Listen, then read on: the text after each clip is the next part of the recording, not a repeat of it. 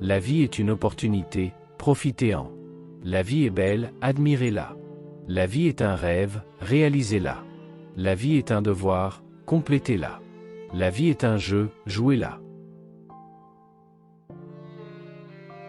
Nous ne saurons jamais tout le bien qu'un simple sourire peut être capable de faire. Certaines personnes viennent dans notre vie comme des bénédictions. Certains viennent dans notre vie comme des leçons. Dieu est l'ami du silence. Les arbres, les fleurs et l'herbe poussent en silence. Regarde les étoiles, la lune et le soleil, comment ils se meuvent silencieusement.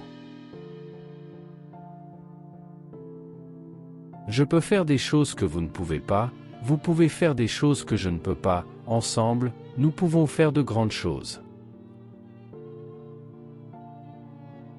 Il n'y a pas de clé pour le bonheur, la porte est toujours ouverte.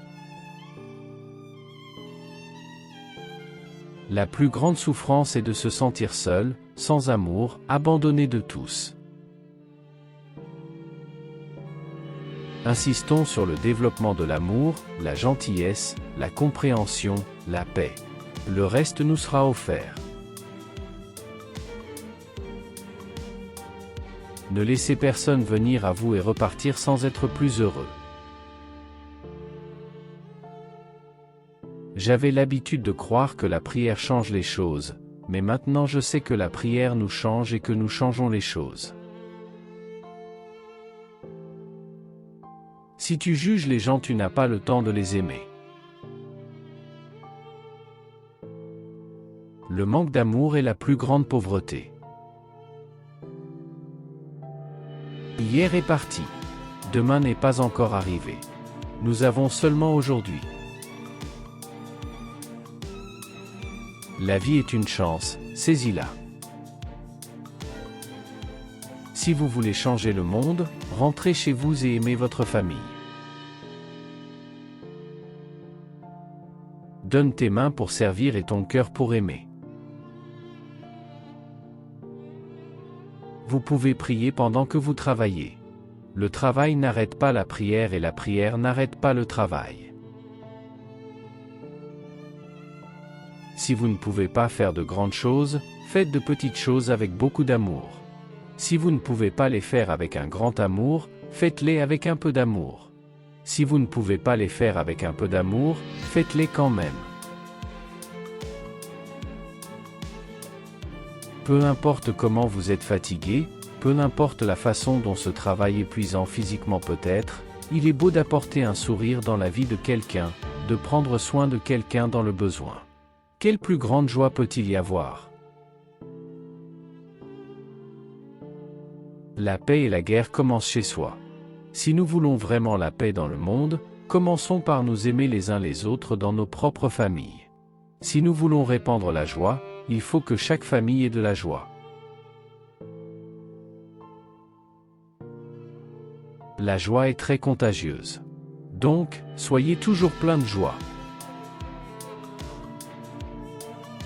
La gratitude envers Dieu consiste à accepter tout, même les problèmes, avec joie.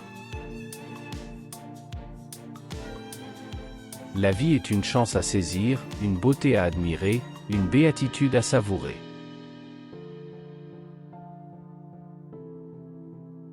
J'ai trouvé le paradoxe que si on aime jusqu'à ce que ça fasse mal, il ne peut plus y avoir de mal, mais plus d'amour. Les mots gentils peuvent être courts et faciles à dire, mais leurs échos sont vraiment infinis. Chaque fois que vous souriez à quelqu'un, c'est une action d'amour, un cadeau pour cette personne, une belle chose. Je ne fais pas de grandes choses.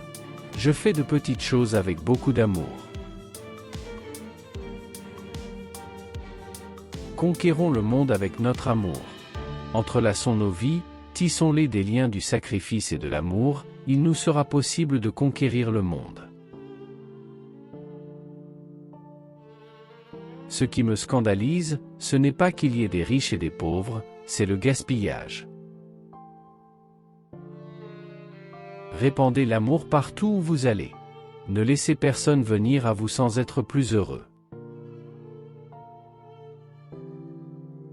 Se connaître nous fait plier le genou, posture indispensable à l'amour. Car la connaissance de Dieu engendre l'amour, et la connaissance de soi engendre l'humilité. Si chacun de nous ne faisait que balayer sa propre porte, le monde entier serait propre.